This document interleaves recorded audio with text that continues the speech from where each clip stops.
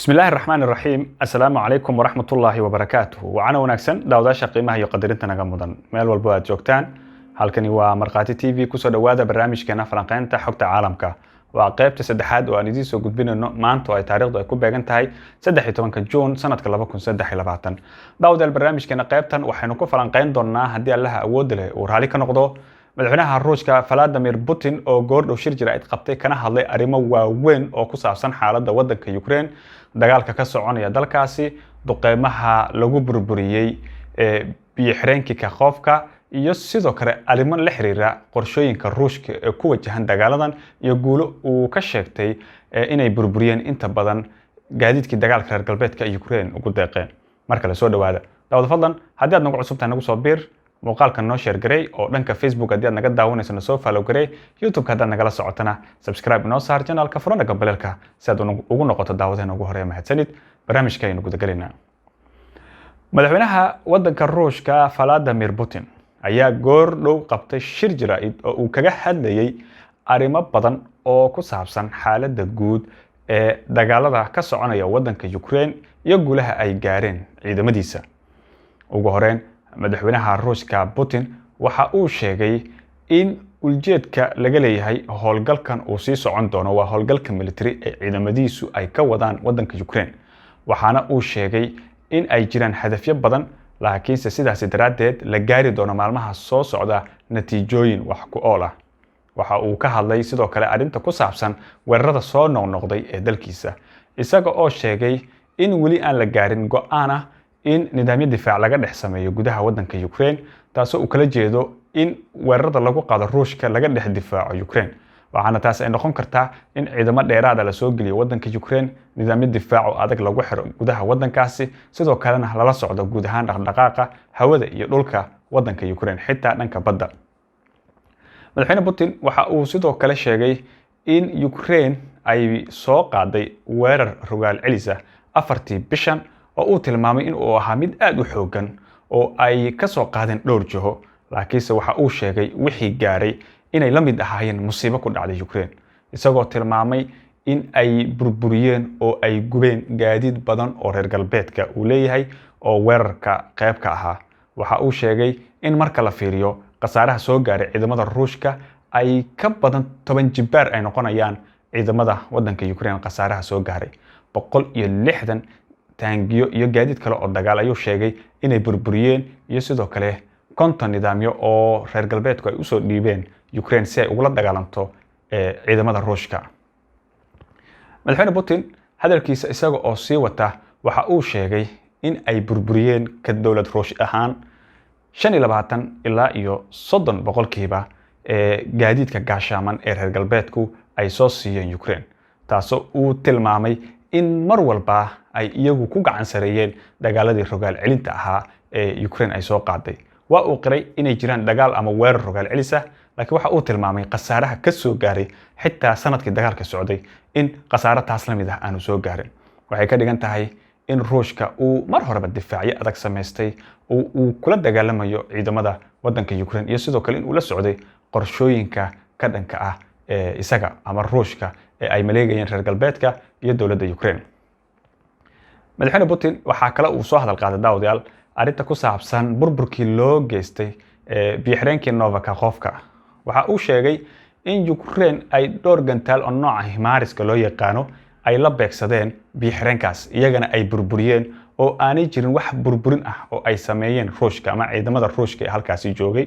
ujeedka ugu weyn waxa uu tilmaamay in ay damacsanaayeen in biyaha ay ku soo daayaan magaalooyinka ciidamada Ruushka ay ku sugan yihiin sidoo kalena ilaa Zaporizhzhia waxyeello xoogan la soo gaarsiiyo hase ahaatee waxa uu tilmaamay wixii ay sameeyeen in iyagu ay dib ugu soo laabatay oo qasaaro weyn uu ka soo gaaray dhanka waddanka Ukraine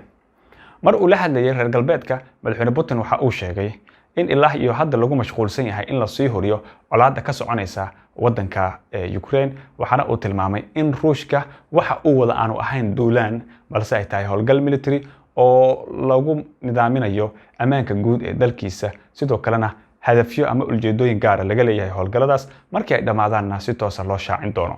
arrimaha wada hadallada maruu soo qaaday waxa uu tilmaamay in mar walba Ruushka uu diyaar la ahaa in laga wada hadlo xaaladda Ukraine laakiin Mareykanka iyo dalal kale oo reer galbeed ah ayuu sheegay inay colaadda sii horiyeen oo Ukraine xaaladda ay taagan tahay hadda iyagu ay dhexdaasi ka geliyeen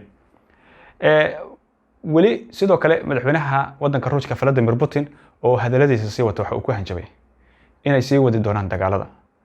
meel walba oo ka mid ah waddanka Ukraine cagta la marin doono haddii Ukraine ay ku sii adkaysato inay dhulka Ruushka ay soo weerarto sidoo kalena weerarka rogaal celinta waxa uu sheegay in Ukraine ay soo qaaday gabi ahaanba in uu noqday mid fashilmay oo waxba kama jiraan sidaas daraadeedna ciidamada Ruushku ay aagagoodii hore ku sugan yihiin lana rajeynayo maalmaha soo aadan in lagu dhawaaqo guulo kale oo muhiim ah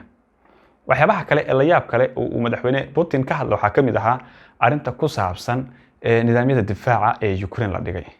waxa uu sheegay in diyaaradaha nooc hadda Ruushka uu isticmaalayo ee drone-ka loo yaqaan ee uu ku weerarayo gudaha waddanka Ukraine iyo diyaaradihiisa kaleba aysan nidaamyada hadda la keenay ama la rakibay aysan awood u lahayn in ay ogaadaan in diyaarado socdaahi ay soo galeen hawada magaalada la difaacaya ama deegaanka taas uga gol leeyahay in uu reer Ukraine ku sii cabsiyo in waxa uu adeegsanayo Ruushka ay yihiin wax aan horey loo arag oo laga warheli doono iyadoo duqeyn socota ama diyaaradaha oo lala bartilmaameysanayo xarumaha muhiimka ah ee lala rabo ugu dambeyn waxa uu sheegay in Ruushka waajib ka saaran yahay in uu sugo afartii gobol ee cusbeed ee dhawaan lagu daray dalkiisa afartaas gobol oo uu tilmaamay in ay muhiimad gaar ah leeyihiin dadka deganna ay Ruush yihiin dhammaantood sidaas darteedna la difaaci doono amnigoodana la sugi doono ayna helayaan wax walba oo uu helo muwaadin Ruusha waa sida uu hadalka u dhigay geesta kale marka laga soo tago hadalka madaxweynaha waddanka Ruushka Vladimir Putin ee uu maanta jeediyay uu kaga hadlayay xaaladii ugu dambeeyay ee dalka Ukraine sidoo kale waxaa jira warar soo baxaya oo tilmaamaya in Ruushka uu sameynayo gudaha waddankiisana ku sameysanayo diyaaradaha shahiid loo yaqaano ee Iran markii hore laga soo dhoofinayay kuwaas oo markan la sheegay tiro aad u badan oo boqolaal kuna in uu diyaarinayo lana doonayo in lagu weeraro waddanka Ukraine iyo meel walba oo Ruushka doonayo in uu duulaan ku qaado diyaaradaha waxa la leeyahay sida ay sheegeen sirdoonka Ingiriiska farsamadooda waxa kaalin weyn ka qaadanaya khubaro ka socda waddanka Iran maadaama Iran cadaadis xoogan lagu saaray arinta ku saabsan diyaaradahan iyo in ay joojiyaan